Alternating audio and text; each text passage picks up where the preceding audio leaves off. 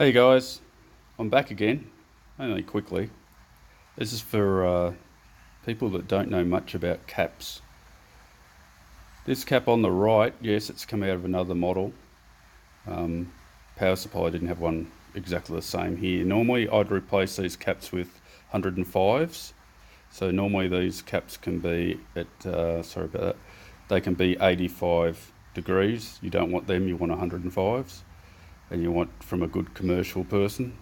And yeah, the other cap next to it,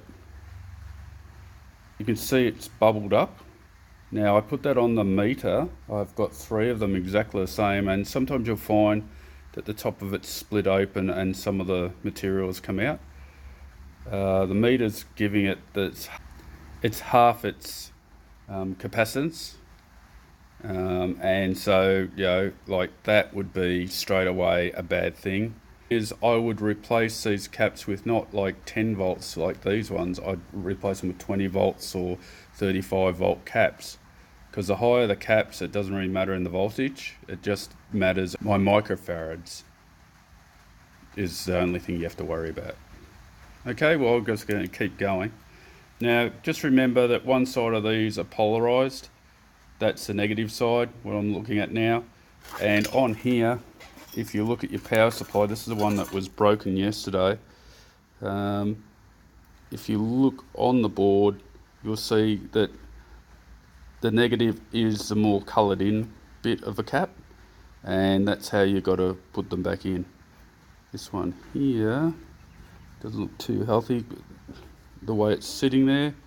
And in fact, I think it's still in good nick, those ones, but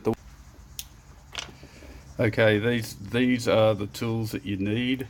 These caps have been cut off when they've been put into the actual circuit board, so you need to put them across 2 wires and then press the button on the device.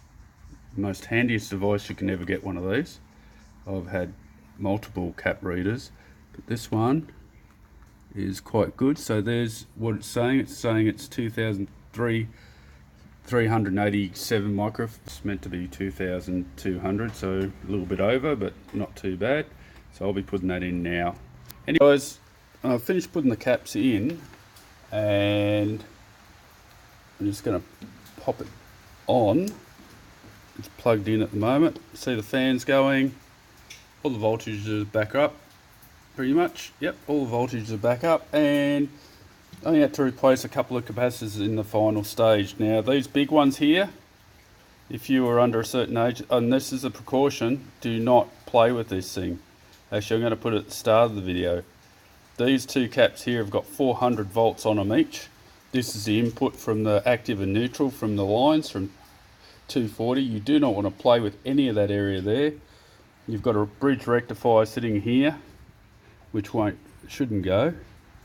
And yeah, it's got a couple of transformers which produce the voltages, but it's a switch mode power supply. It should have an op amp, which is sitting over there, that little thing there with the 4 legs. It's an op amp, so it isolates the feedback loop, and it's a closed loop system, so if you don't know what you're doing with it, do not touch it.